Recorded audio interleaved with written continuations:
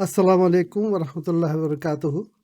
شروع کرتا ہوں اللہ بزرگ و برتر کے نام سے جو بڑا مہربان نہایت رحم والا ہے۔ انجمن پاسبان ادب کی طرف سے باب نثار اپنے تمام شرکاء اور ناظرین کو اس محفل میں خوش آمدید کہتا ہے۔ انجمن پاسبان ادب شاعروں ادیبوں کے علاوہ آرٹسٹوں اور دوسرے پروفیشنلز کو بھی ٹائم ٹو ٹائم دعوت دیتی ہیں۔ آج ہمارا پروگرام یوم اقبال پر ہے، اور اقبال ڈے جو ہے ویسے نومبر 9 کو ہوتا ہے، لیکن کچھ وقت کی اور کچھ پابندیاں آن لائن کی اس وجہ سے ہمیں یہ 8 تاریخ کو کرنا پڑا، کیونکہ بہت سے پروگرام ہو رہے ہیں اور وقت بہت کم ہے یہاں سے پاکستان تک کو کور کرنے کے لیے، تو اس لیے ہم نے اس کو 8 تاریخ کو کر لیا ہے۔ اس کی وضاحت چاہتا تھا کہ یوم اقبال ڈے جو ہے ویسے 9 نومبر کو ہوتا ہے۔ آج کا پروگرام یوم اقبال پر ہم کر رہے ہیں، جس میں ہم امت مسلمہ اور فکر اقبال پر بات چیت کریں گے۔ اس کے بعد ہم اپنا باقاعدہ مشاعرہ شروع کریں گے۔ ہمارے ساتھ یہاں پر موجود ہیں محترم سید مزمل احمد سیاح صاحب۔ ان کی شاعری کا مجموعہ دار عشق 2012 میں شائع ہوا، اور آپ پہلے سیالکوٹ میں پروفیسر تھے، اس کے بعد یہ لاس اینجلس تشریف لے آئے اور جب سے یہاں مقیم ہیں۔ محترم یشب صاحب ہمارے ساتھ موجود ہیں، جو لندن سے ہمارے ساتھ شامل ہوئے ہیں۔ ان کی کتاب اور غزلوں کا نظموں اور غزلوں کا مجموعہ کتاب تنہائی 2011 میں ادبی تجزیوں، تبصروں اور مضامین اور شخصی خاکوں کی کتاب اردو بستی لندن کی زیر نگرانی 2017 میں کراچی سے شائع ہوئی تھی۔ ہمارے بہت ہی اچھے دوست ہیں، انجمن کے کئی پروگراموں میں شامل ہوئے ہیں اور صدارت کے فرائض بھی انجام دیے ہیں انہوں نے۔ ان کی شاعری بہت خوب ہے۔ لاس اینجلس سے ہمارے ساتھ شریک ہیں محترمہ شمسہ نجم صاحبہ۔ آپ کی شاعری کے مجموعے ہیں دشت فراق، اور دوسرا مجموعہ ہے خاک افلاک۔ اس کے علاوہ آپ نے افسانے لکھے، جاچ افسانے ہیں ان کے، ادبی تنقیدی مضامین پر مشتمل حرف و نقد زیر طبع ہے، اور ایک نظموں کا مجموعہ بھی زیر طبع ہے۔ آپ کی تخلیقی صلاحیتیں صرف ادب تک اور لکھنے تک محدود نہیں ہیں، بلکہ یہ بہت اچھی پینٹر بھی ہیں، بہت اچھی پینٹنگز بناتی ہیں۔ محترمہ شمسہ صاحبہ لاس اینجلس اور اردو ادب کی دنیا کی جانی پہچانی شخصیت ہیں، بہت خوب شاعری کرتی ہیں۔ خوش آمدید۔ پاکستان سے ہمارے ساتھ شامل ہوئے ہیں محترم ڈاکٹر بدر منیر صاحب۔ آپ کا تعلق جوہر آباد ضلع خوشاب پنجاب سے ہے۔ پروفیسر صاحب مختلف کالجوں اور یونیورسٹی میں تدریسی خدمات انجام دیتے رہے ہیں، اور آپ کا شمار اہم مزاح گو شاعروں میں ہوتا ہے۔ وہ برجستہ، شائستہ اور با مقصد مزاج مزاح کے علم بردار ہیں۔ پی ٹی وی اور دیگر چینلز سے باقاعدہ آتے رہے ہیں، کئی مشاعروں میں شریک ہوئے۔ 20ویں صدی کا شعری ادب، زبان، زد عام، مصرے اور اشعار آپ کی کتابیں ہیں۔ اس کے علاوہ آپ کی تصنیفات ہیں اناردانی، خندہ بازار، مجھے پل کے جھپکنے دو، زد خزاں، زیدہ خوشاب، مٹھی بھر جگنو، رقعات عبدالحق، اور اس کے علاوہ 4-5 اور تصنیفیں ہیں، اور باقاعدہ لکھتے رہتے ہیں۔ بہت شکریہ ڈاکٹر صاحب ہمارے پروگرام میں آنے کا۔ تھینک یو، آپ کا بھی شکریہ۔ ہمارے صدر محترم، اب میں ان کا تعارف کرنا چاہتا ہوں، جو کسی تعارف کے محتاج نہیں ہیں، محترم عابد رشید صاحب، جو شکاگو سے ہمارے سے شامل ہوئے ہیں۔ آپ کی شخصیت کے بہت سے پہلو ہیں۔ آپ کا سخنور شکاگو اور ایک حمد و نعت کی حریم نعت کے بانی بھی ہیں اور منتظم بھی ہیں۔ ان کا پہلا مجموعہ کلام سخن 1985 میں، اور دوسرا مجموعہ دھنک 1992 میں کراچی سے منظر عام پر آیا۔ ایک غزلیہ اور ایک نعتیہ مجموعہ کلام زیر ترتیب ہے۔ پیشے سے آپ انجینئر ہیں اور شکاگو کی ادبی دنیا کا قیمتی اثاثہ ہیں۔ میں بہت احترام سے آپ کو خوش آمدید کہتا ہوں اپنے پروگرام میں، اور بہت خوش ہوں کہ آپ نے صدارت کے فرائض قبول کیے۔ یہ بہت مشکل ہوتا ہے بعض وقت کہ مشاعروں میں خاص طور سے دیکھا جاتا ہے کہ کس شاعر کو صدارت ملے، کس کو، تو یہ کوئی ضروری نہیں ہوتا کہ صدارت کس کے پاس ہے، نظامت کس کے پاس ہے۔ شاعر کا اپنا کلام اس طرح بولتا ہے کہ اس کو کسی تعارف کی ضرورت نہیں ہوتی۔ یہ میرا اپنا خیال ہے، اور شاعر کی بڑائی جو ہے اس کے شعروں میں، اس کے ادب میں، اس کے لہجے میں، اس کے ادب میں ظاہر ہوتی ہے۔ تو میں تمام حضرات کا، جو تمام بہت ہی سینئر شعراء ہیں اور بہت ہی اچھا کلام پیش کرتے ہیں، اس مشاعرے میں شامل ہونے کے لیے بہت بہت شکریہ ادا کرتا ہوں آپ سب کا۔ بہت بہت شکریہ آپ کا۔ بہت بہت شکریہ آپ کا بھی۔ تو اب میرے خیال ہے پروگرام شروع کرتے ہیں۔ شروع میں ہم، چونکہ یہ علامہ اقبال ڈے ہے، تو ان کی شاعری پہ، علامہ اقبال کی شاعری پہ ہم کچھ بات چیت کرنا چاہتے ہیں، اور اس کے بعد ہم باقاعدہ مشاعرے کا آغاز کریں گے۔ علامہ اقبال کی آفاقی شاعری امت مسلمہ کو بیدار کرتی ہے۔ علامہ اقبال کی فکر کا اصل موضوع انسان تھا، اور وہ تحقیق میں لگے رہتے تھے کہ انسان اللہ اور کائنات سے کیا تعلق، انسان کا اللہ اور کائنات سے کیا تعلق ہے، انسان اشرف المخلوقات ہونے کی حیثیت سے نیابت الہی کے فرائض کیسے انجام دے سکتا ہے۔ ان کو بنی نو انسانی کی فکر تو تھی، مگر علامہ اقبال کے امت مسلمہ کے مسائل کے لیے بہت فکر مند رہتے تھے۔ تو میں تمام شعراء حضرات کو دعوت دیتا ہوں، اور محترمہ شمس صاحبہ کو، کہ اس پہ اپنا اظہار خیال کرے کہ امت مسلمہ کے لیے کیا فکر رکھتے تھے۔ سب اتنے سینئر لوگ بیٹھے ہیں، اور بہت اچھا بھی لگ رہا ہے کہ میں آپ کے سب کے ساتھ شامل ہوں یہاں اس ادبی محفل میں۔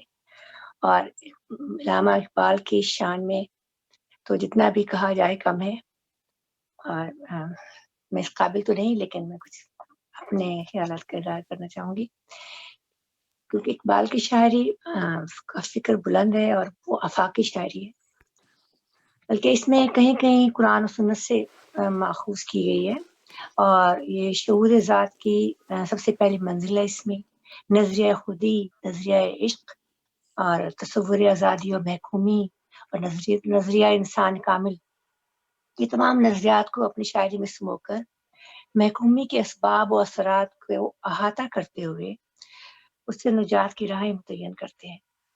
ان جیسا کون ہوگا؟ ان کی نظر میں نجات کی راہ کیا ہے؟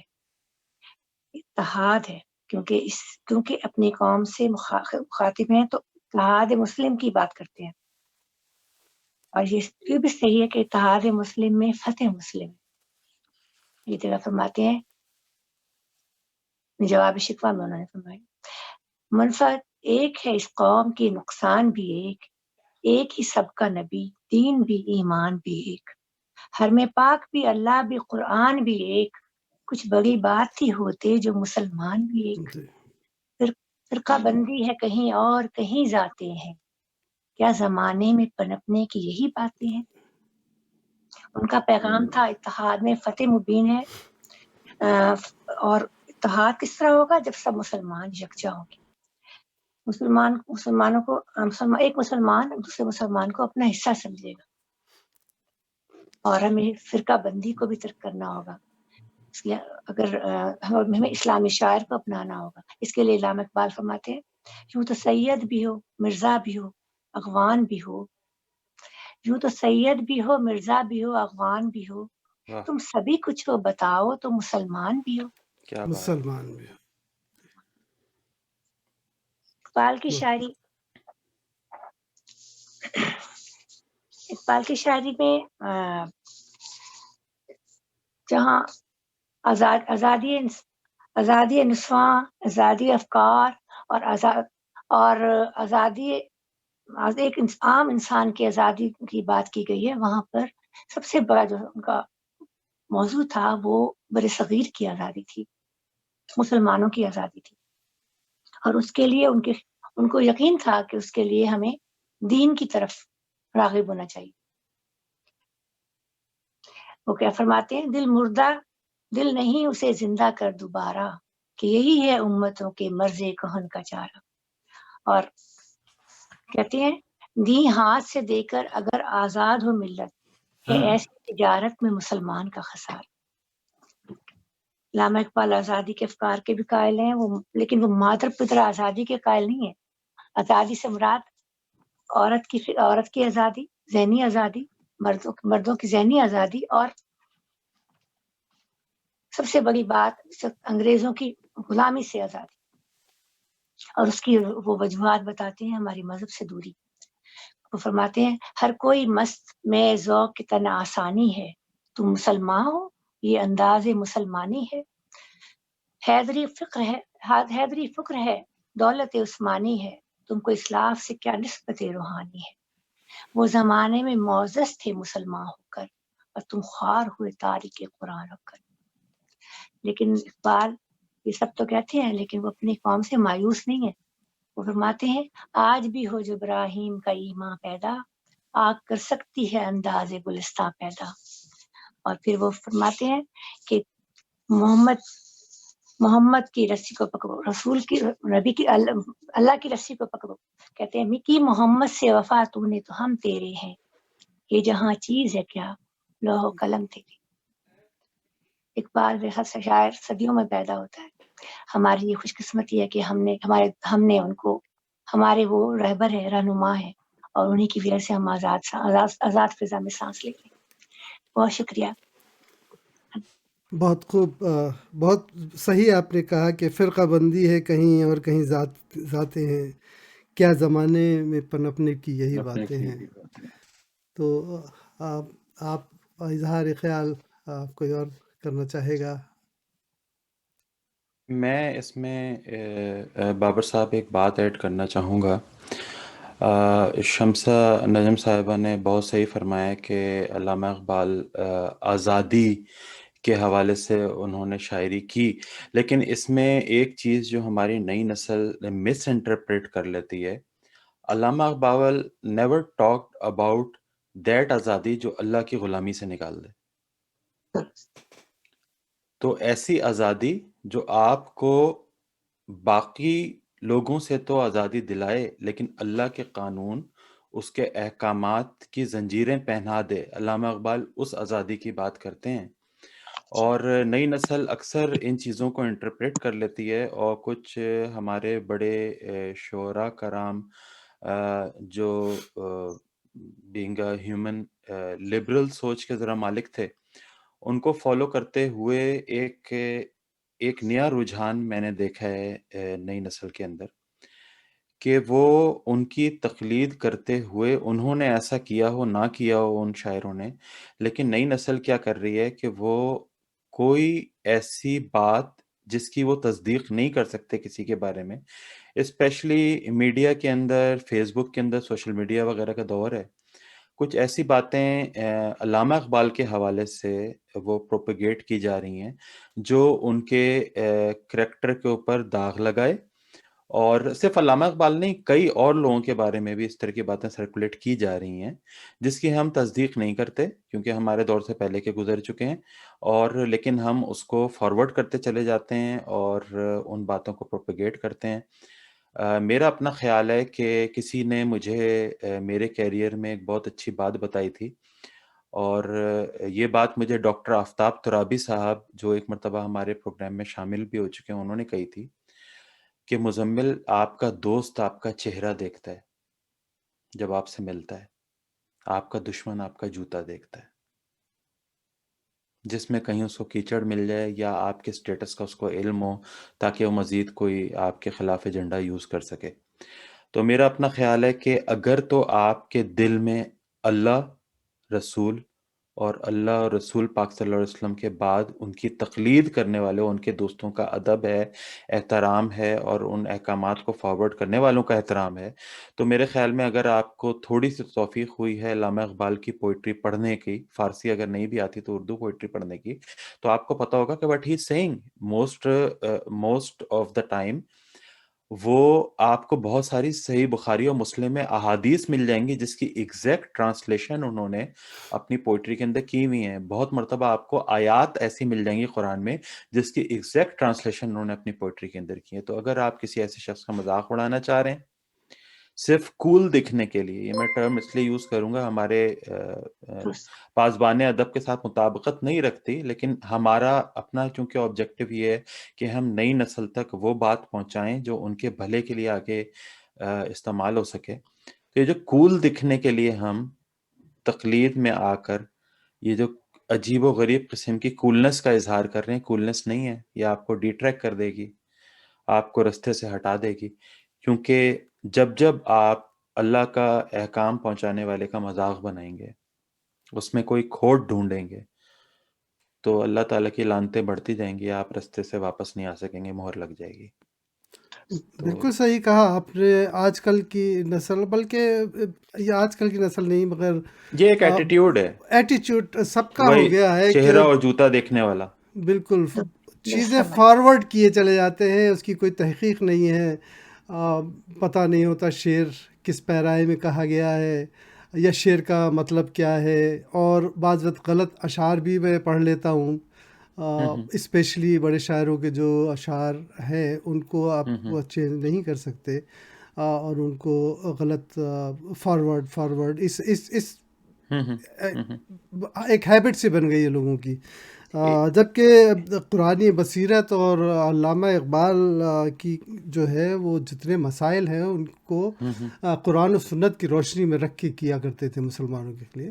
بالکل تو ہم کو یہ فکر جو ہے واقعی علامہ اقبال کی جو فکر تھی، ویسے تو وہ پوری انسانیت کے لیے فکر رکھتے تھے، مگر جو مسلمانوں کے مسائل تھے ان کو واقعی وہ اس کے اوپر بڑا گہرا اور اس میں بابر تحقیق صاحب رکھتے تھے۔ ایک چیز جو میں آخری بات جو اس حوالے سے ایڈ کرنا چاہوں گا وہ یہ کہ اگر کوئی شاعر، کوئی ادیب، کوئی مزاح نگار، کوئی آرٹسٹ آپ کی لائف کے اندر حیات ہے اگر وہ، تو اس کی بنائی ہوئی، کہی ہوئی، دی ہوئی تخلیق کو اگر آپ نے سمجھنا ہے تو اس کی بیسٹ ایکسپلینیشن وہی دے سکتا ہے جس نے اس کو تخلیق کی ہے۔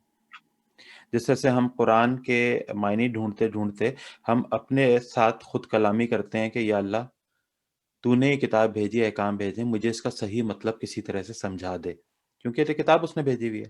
تو اگر آپ کی زندگی میں کوئی ادیب شاعر موجود ہے جس نے وہ بات کہی ہے تو بیسٹ یہ ہے کہ آپ اس سے اس کا نقطہ نظر اس حوالے سے پوچھیں، آپ کو بجائے اس کے کہ آپ غالب آپ سے 200 سال پہلے گزر گئے، ان کے اشعار کی تشریح طرح طرح سے کر کے اس کے اوپر آپ وہ کریں، مارکنگ کریں کہ یہ صحیح ہے۔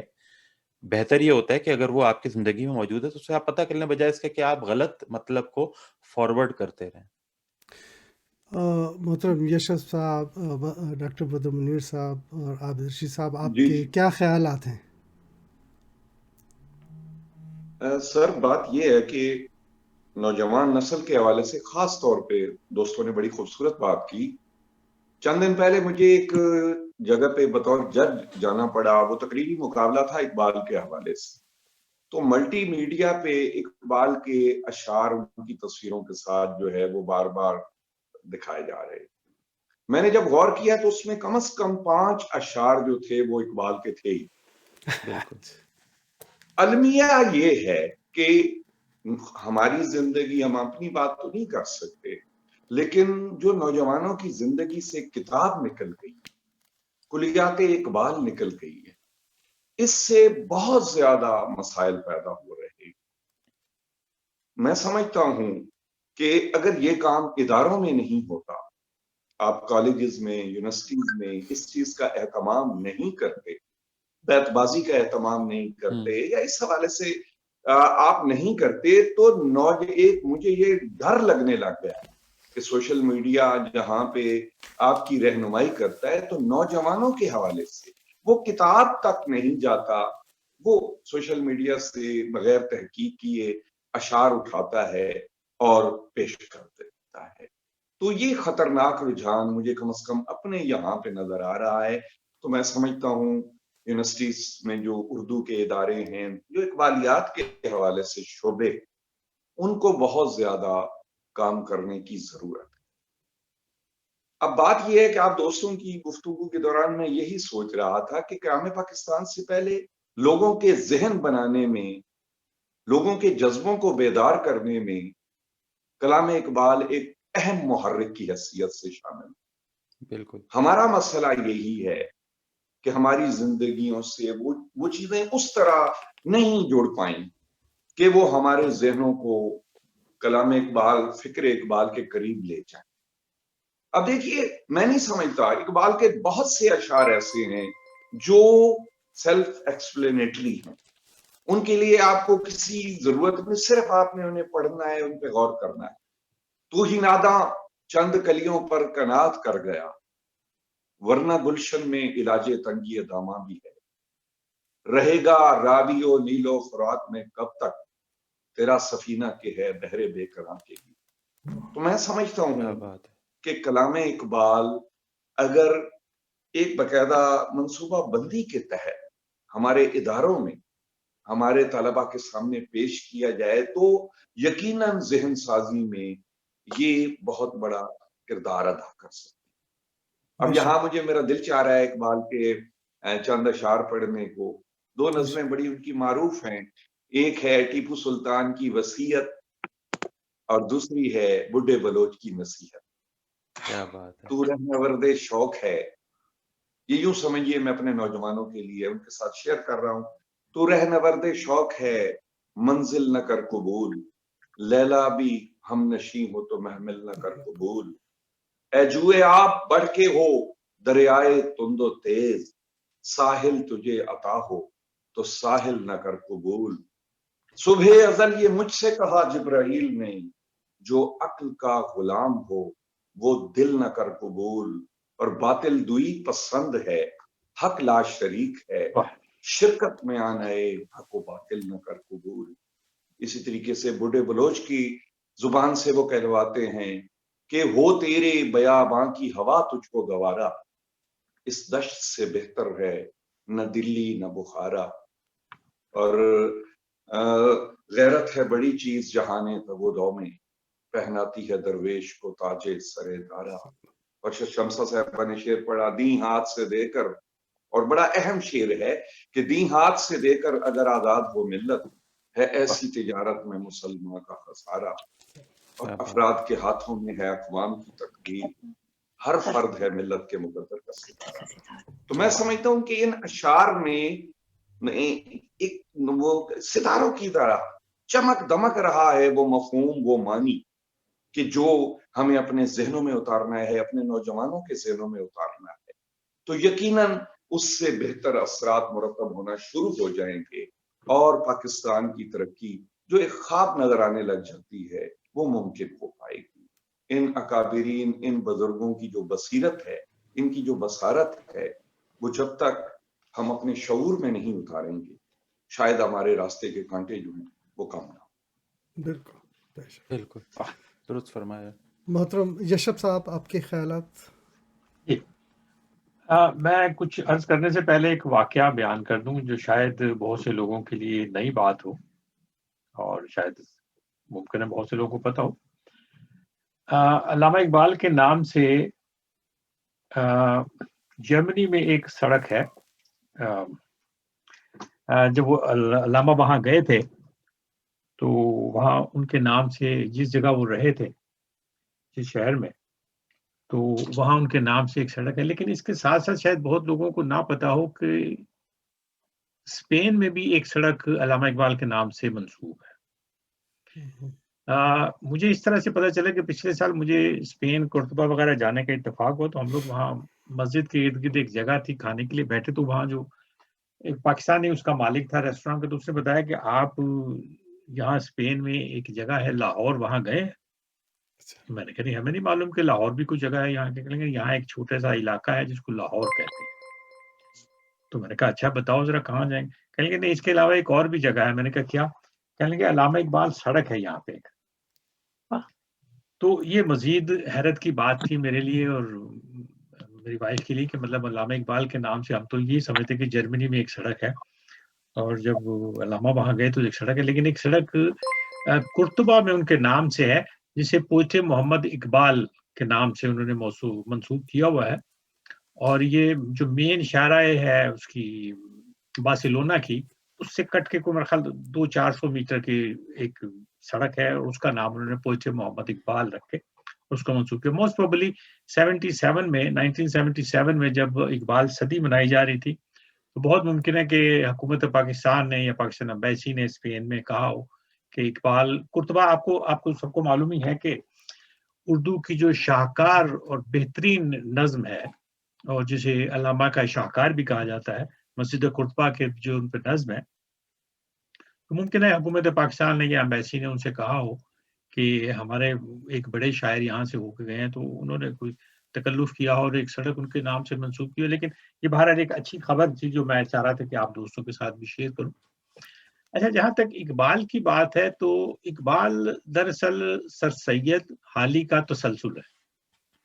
सर सैयद ने जो काम शुरू किया था मुसलमानों को जगाने का, और हाली ने जिसे आगे चलाया था अपने शायरी के हवाले से, इकबाल उसका आगे चलता हुआ तसलसल है, जो पाकिस्तान के मामले में उनका हर्फ आखिर साबित हुआ।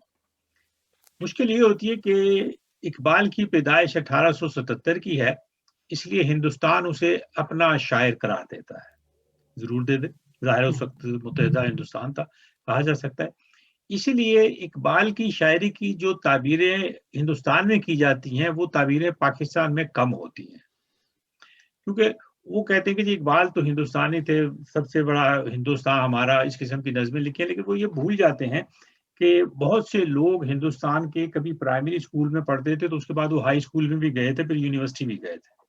तो इसलिए अगर उनके ख़यालात बदल गए हैं, तो उसको उस तरह से लेना चाहिए, बजाय इसके कि आप एक जगह स्टक हो जाएँ कि जी इकबाल ने चूँकि एक दफ़ा कह दिया कि सारे जहाँ में अच्छा हिंदुस्तान हमारा, तो उसके बाद इकबाल के नज़रियात बदल नहीं सकते, या उसके मतलब जो बातें उन्होंने उसमें बाद में की हैं, या मुसलमानों के हवाले से की हैं, या वो पाकिस्तानियत के हवाले से की हैं, एक नई आज़ाद मुस्लिम ममलिकत के हवाले से की हैं, उसका कोई ज़िक्र ना किया जाए। कायद-ए-आज़म से के हवाले से भी ये कहा जाता है कि चूँकि वो एक ज़माने में मुत्तहिदा हिंदुस्तान के अलमबरदार थे और जायज़ तौर पे थे, और इसमें तारीख़ है, इसमें कोई दो राय नहीं हो सकती। तो लेकिन बिल्कुल ऐसी ही बात कायद-ए-आज़म के साथ भी थी, जब उन्होंने कांग्रेस छोड़ के मुस्लिम लीग जॉइन की, तो यही कहा गया कि जी वो तो पहले तो ये कहते थे, अब ये करना शुरू कर दिया। हिंदुस्तान के लोग आमतौर पर ये समझने से कासिर हैं कि आदमी बालिग होना शुरू होता है, पहले बच्चा होता है, उसके बाद लड़कपन आता है, फिर वो बड़ा होता है, बालिग होता है, और फिर उसके बाद उसमें समझदारी के आसार का कहा जा सकता है। तो इस वजह से पाकिस्तान में जो इकबाल की शायरी पढ़ाई, अच्छा पाकिस्तान में ये दरअसल फसाद ये हो गया कि उस सारी शायरी पे मौलवियों ने कब्जा कर लिया। उन्होंने बिल्कुल अपने मर्जी के जो अशार थे इकबाल के, वो मसाजिद में भी सुनाए और महफिल में भी सुनाए, और अपने मतलब की जो ताबीरें उसकी निकाल सकते थे वो निकाल के उन्होंने उसको मौलवी शायर बना के पेश कर दिया। हालांकि इकबाल मतलब उससे बहुत बड़ा शायर था, जितना कि हम लोग पाकिस्तान में उसको पोर्ट्रे करते हैं। बिल्कुल। एक नज़रिया साज आदमी है। और फिर इकबाल की मुझे जो सबसे बड़ी खुसूसियत वो रसूलुल्लाह सल्लल्लाहु अलैहि वसल्लम से साथ जो उनकी मोहब्बत है, और जो उनका वफूर था उनके साथ, मुझे वो सबसे ज़्यादा मुतासिर करती है। उसके हवाले से उनकी बेशुमार शेर भी हैं। अभी शमसा ने ज़िक्र किया कि मोहम्मद से वफ़ा तूने तो हम तेरे हैं, ये जहाँ चीज़ है क्या लौह कलम तेरे हैं। तो मतलब इससे फ़ारसी में भी बहुत से अशार हैं और उर्दू में भी बहुत से अशार हैं, लेकिन हम उनको छोड़ देते हैं, लेकिन वो जो मौलवियाना किस्म के अशार हैं, उन पे अपना तकिया कर लेते हैं और उन्हीं को आगे बढ़ाने की कोशिश करते हैं। तो इस वजह से ज़रूरत इस बात की है कि जो एक तो اقبال کی شاعری اگر آپ نے صحیح طور پہ پڑھنی ہے تو وہ فارسی ہے. فارسی سے آپ دیکھ لیجئے کہ ایران میں فائدہ اٹھایا گیا، اور یہ جو ایسٹرن یورپین ملک ہیں اس طرف دیکھ لیجیے جو اقبال کی شاعری وہاں سمجھی جاتی ہے. ہمارے ہاں فارسی شاعری اقبال کی اتنی نہیں سمجھی جاتی جتنی فارسی کی شاعری اقبال کی پاکستان سے باہر سمجھی جاتی ہے. سبب یہی ہے کہ ہمارے ہاں فارسی کا رجحان ختم ہو گیا، اور چونکہ فارسی جانتے نہیں ہیں اس لیے اردو شاعری پہ زیادہ زور ہے. اردو شاعری بلا شبہ اس میں کوئی شک نہیں ہے کہ اردو شاعری ان کی بہت باکمال ہے، لیکن فارسی شاعری کے بارے میں یہ کہا جاتا ہے کہ وہ اس سے بھی بہتر ہے. اور اصل جو ان کے نظریات ہیں، جو اصل ان کے خیالات ہیں، جو اصل انہوں نے باتیں کی ہیں، وہ ساری انہوں نے فارسی میں، یا پھر وہ جو دوسرے انہوں نے وہ ریکنسٹرکشن آف اسلام کے حوالے سے کی، وہ ساری انگریزی اور فارسی میں ہے. اردو میں تو اس کے تراجم آئے ہیں، اور ظاہر ہے ترجمے وہ بات نہیں ہوتی کہ جو اصل میں ہوتی ہے.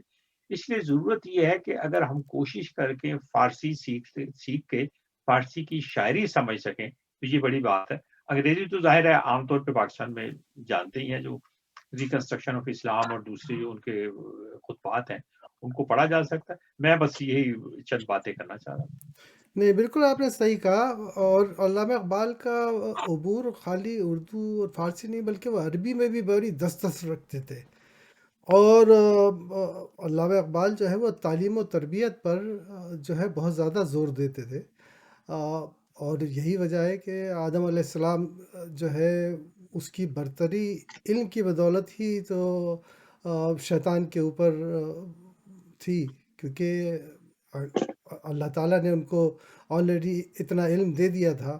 آدم علیہ السلام کو علم دیا اور شیطان جو ہے اس کے پاس وہ علم نہیں تھا.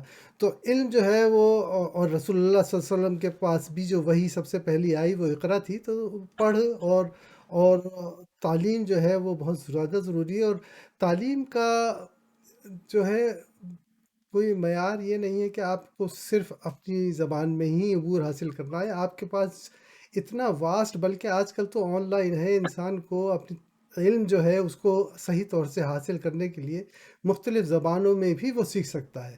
اب تو وہ مجبوری تو نہیں ہے کہ آدمی کو انگلش نہیں آتی یا فارسی نہیں آتی، تراجم موجود ہیں. اور میرا بھی یہی پیغام ہے آج کل کی نسل کو اور آنے والی نسلوں کو کہ اپنے علم کو بڑھائیں، وسیع کریں، اور اپنی زبان کو سیکھیں، دوسروں کی زبانوں کو سیکھیں، اور جہاں سے بھی علم حاصل ہو اس کو کوشش کریں کہ وہ علم حاصل کر سکیں. میں جناب صدر صاحب عابد رشید صاحب سے گزارش کروں گا کہ ان کے کچھ خیالات سننا چاہتے ہیں ہم لوگ. آپ کی آواز میوٹ ہے. یہ آواز میوٹ ہے؟ جی اب ٹھیک ہے، آگے. اب آ رہی ہے آواز کلیئر جی ہے ہاں، کہ نہیں؟ جی ہاں. تو علامہ اقبال پر تو ماشاءاللہ آپ سب لوگوں نے سیر حاصل گفتگو کر دی، اور بہت ہی اچھی گفتگو. اور ہماری زندگی میں تو علامہ اقبال اس طرح داخل ہیں کہ جس وقت ہم اسکول میں پڑھا کرتے تھے تو ترانہ ہی ہمارا جو ہے وہ علامہ اقبال کی دعا سے شروع ہوتا تھا.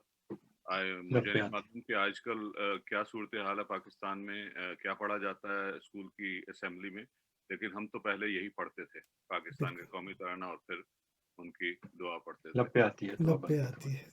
تو وہ اس وقت ہمارے ذہن میں، ہمارے دل میں، ہماری سوچوں میں علامہ اقبال کو اس طریقے سے شامل کر دیا گیا تھا کہ جیسے وہ ہماری زندگی کا ایک حصہ تھے. ایک محبت ان سے ایک ایسی ہمارے دلوں میں پیدا ہو گئی تھی. حالانکہ اگر ان کو ہماری صدی میں، ہمارے یعنی کہ ہمارے دور میں تو نہیں تھے، لیکن یہ ہے کہ وہ ہماری جسم و جان، روح، سوچ، ہر چیز میں تھے. اس طریقے سے انہیں ہماری سوچ میں داخل کر دیا گیا تھا. تو یہ ایک بہت اچھا عمل تھا. مجھے نہیں معلوم ابھی وہ عمل جاری ہے کہ نہیں ہے. میرے خیال میں بدر منیر صاحب زیادہ اچھا بتا سکتے ہیں، کیونکہ بڑی حد عابد صاحب، بڑی حد تک یہ رسم جو ہے یہ معدوم ہو گئی ہے. اچھا، مطلب اب اس طرح وہ اقبال کی جو دعا ہم نے پڑھی ہے اب وہ مجھے نہیں دکھائی دیتی. کم از کم میں جس ایریے میں رہتا ہوں تو میں تو پہلے بھی اس پہ سر دکھ کا اظہار کیا ہے کہ اقبال کو جس طرح ہماری زندگیوں میں ہونا چاہیے. دیکھیں فارسی وہ تو بعد کی بات آتی ہے. پہلے آپ پوری طرح کلیات اقبال جو اردو ہے، اگر ہمارے بچے اس کا ہی حق ادا کر پائیں تو یہ بھی بہت ہے، یہ جائے کہ وہ اگلا مرحلہ ہے، اگلا سٹیپ ہے۔ یہ چیز ہمارے اداروں کے کرنے کے کہا، حالانکہ اقبال کے حوالے سے پاکستان میں ادارے بنے ہوئے، اس میں تحقیقی کام ہوتا ہے اقبال کی زندگی پہ۔ ابھی سر جرمنی کا ذکر کر رہے تھے تو میرے خیال اس میں پوری کتاب چھپ چکی ہے، اقبال اور جرمنی۔ اس طرح کے کام بہت ہیں، لیکن اقبال خانی، اس کی بیت بازی جو ہم نے بچپن میں ہمارے اساتذہ ہمیں کرواتے تھے، وہ آج کل اس کا تصور بھی نہیں کیا جا سکتا۔ وہ سلسلہ بچپن سے ہی شروع ہوتا ہے کہ اقبال آپ کی زندگیوں میں آپ کے شعور کا حصہ بنتا جائے۔ اچانک یہ کام ممکن نہیں ہے، یہ اداروں نے ہی کرنا ہے، اور یہ کام تعلیمی اداروں میں ہونا ہے، یا جو ادارے اقبال کے حوالے سے کام کر رہے ہیں انہوں نے کرنا ہے۔ ورنہ صورتحال میں آپ کو سٹارٹ میں بتا چکا ہوں کہ جس انداز سے سوشل میڈیا پہ اکثر کوئی شعر ہے لوگ نیچے اقبال کا نام دے کے ڈالتے تھے، اور جو اسے استفادہ کرنے ہیں ان کے پاس بھی یہی شارٹ کٹ ہے کہ وہ وہاں سے اٹھاتے ہیں اور وہ بچوں کے سامنے اس کو پلے کرتے ہیں۔ تو یہ صورتحال بہتر ہونی چاہیے، سر دست کوئی اتنی تسلی بخش نہیں۔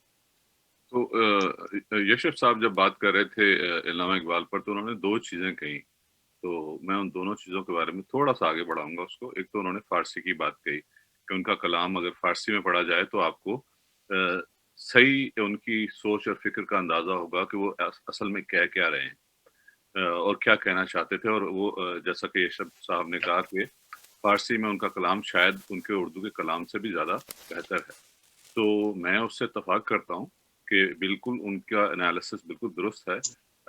بلکہ ایک زمانے میں پھر وہی اپنے اسکول کے زمانے کی بات کر رہا ہوں کہ جس وقت ہم نے پڑھا اسکول میں، اس وقت ہمیں فارسی پڑھائی جاتی تھی، ہم نے شروع کی کلاسوں میں فارسی پڑھی تھی۔ اس فارسی پڑھنے سے ہمیں یہ فائدہ ہوا کہ بعض مشکل اشعار جو تھے ان کے تھوڑی سی توجہ کے ساتھ سمجھ میں آ جاتے تھے۔ یہ نہیں کہ ہم اس میں بہت رواں ہو گئے تھے فارسی میں، لیکن وہ ایک بیس تھا جس بیس سے ہم بڑے آسانی سے ان کی فکری دنیا میں داخل ہو جاتے تھے۔ تھوڑی سی محنت ادھر ادھر کرتے تھے تو جو مشکل الفاظ ہوتے تھے ان کا بھی پتہ چل جاتا۔ تو انفارچونیٹلی فارسی ختم کر دے گی، مقصد فارسی کو جاری رکھتے، عربی کوئی بری بات نہیں، عربی بعد میں عربی شروع کی گئی، عربی بھی ظاہر ہے کہ ہمیں چاہیے قرآن کے حوالے سے، تو پیرلل فارسی بھی چلنی چاہیے تھی، کیونکہ فارسی میں ہمارا جتنا بھی ذخیرہ ہے، ہمارا جو علم و فن اور ادب کا جو ذخیرہ ہے وہ سارا کا سارا تو فارسی میں ہے۔ اردو بعد میں آئی، اور بیسیکلی اردو کی بنیاد ہی فارسی کے تمام ادب اور کلام اور جو کچھ بھی لکھا گیا ہے اصل میں تو فارسی ہی میں ہے۔ اس کے بعد جو کچھ لکھا گیا اردو میں وہ گلستان اور بوستان وہیں سے۔ ہاں جی، باقی تو بعد کے مرحلے ہیں۔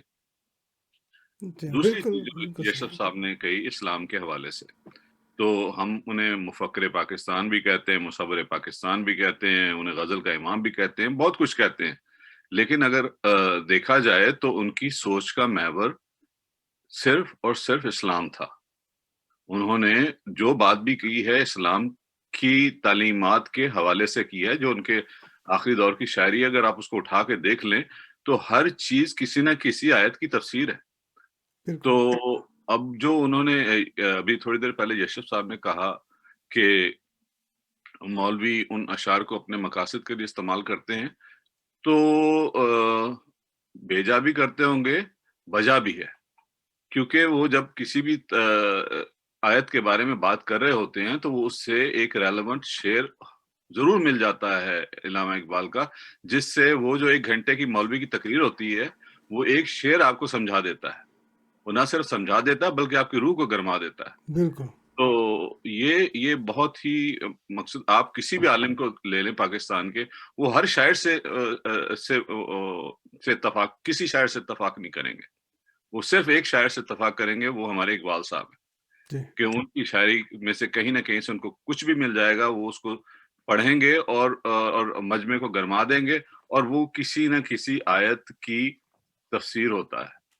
تو وہ ان کی بلندی کا ادب میں، علم میں آپ किसी भी कोई मकसद लोग कह सकते हैं कुछ भी, लेकिन मैं समझता हूँ उनका कोई मुकाबला नहीं है। बिल्कुल लोगों की अपनी अपनी फील्ड्स हैं, उन्होंने अपनी अपनी फील्ड्स में बातें की हैं, मीर ने अपनी फील्ड में, गालिब ने अपनी फील्ड में, लेकिन जो फील्ड अल्लामा इकबाल की है वो आफाकी है, बिल्कुल उसमें उसको कोई चैलेंज ही नहीं कर सकता।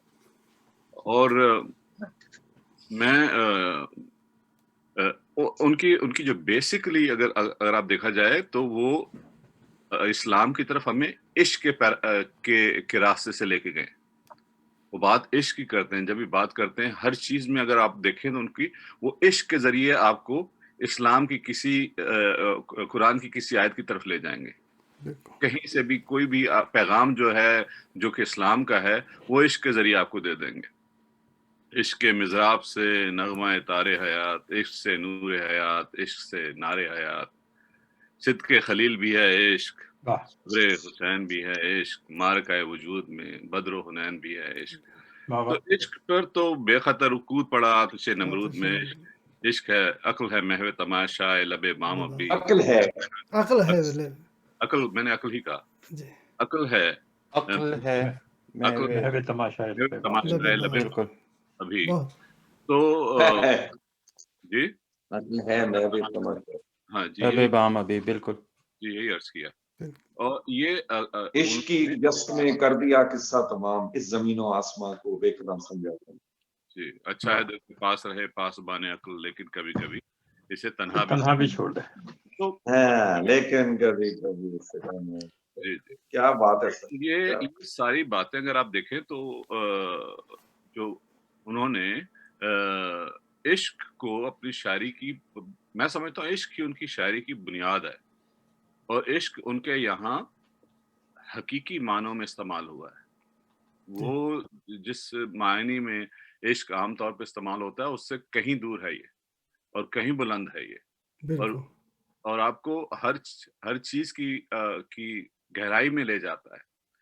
तो हम कहना उन पे कहते रहें, और जितना कहना चाहें कहते रहें।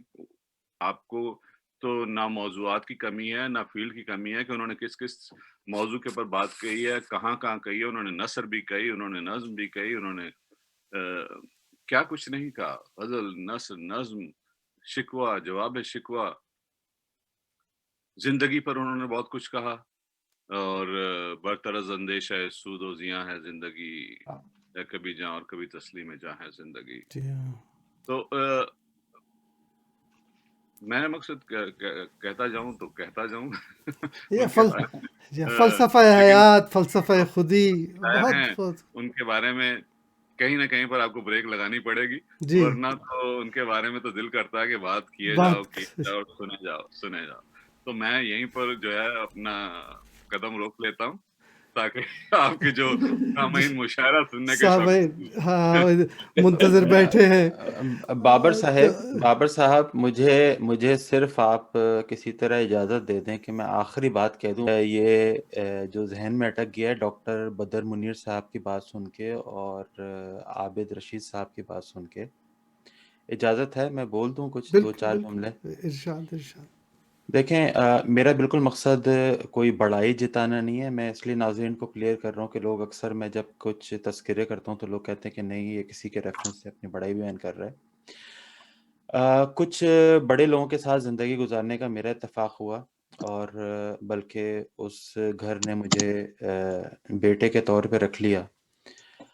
वो घर है अशफाक अहमद और बानो कुदसिया का।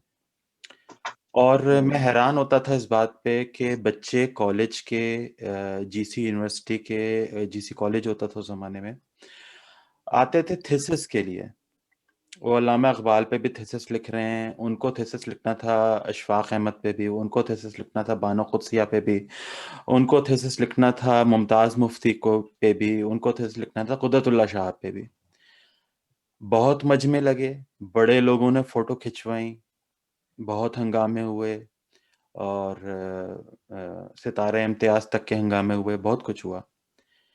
मैंने बहुत कम लोग देखे जिनकी ज़िंदगी के अंदर इकबाल शामिल हो गया, जिनकी ज़िंदगी के अंदर, और इकबाल शामिल नहीं हुआ। बेसिकली इकबाल तो एक तरह का एक आला कार था उस मैसेज को पहुंचाने के लिए जो अल्लाह रसूल का था। تو میں نے بہت کم لوگوں کو دیکھا جن کی زندگی کے اندر اللہ اور رسول اور اس کے احکامات اتر آئے ان لوگوں کے ذریعے. بقیہ سب ان کے تھیسس میں اور وائوا تک بند ہو گئے، ان کی ڈگریاں پوری ہوئیں اور اس کے بعد انہوں نے ڈاکٹر اور کیا کیا اور اگلے ڈگری بریکٹس میں کر کے لگا لی اور انہوں نے سمجھا کہ وہ بڑے آدمی بن گئے.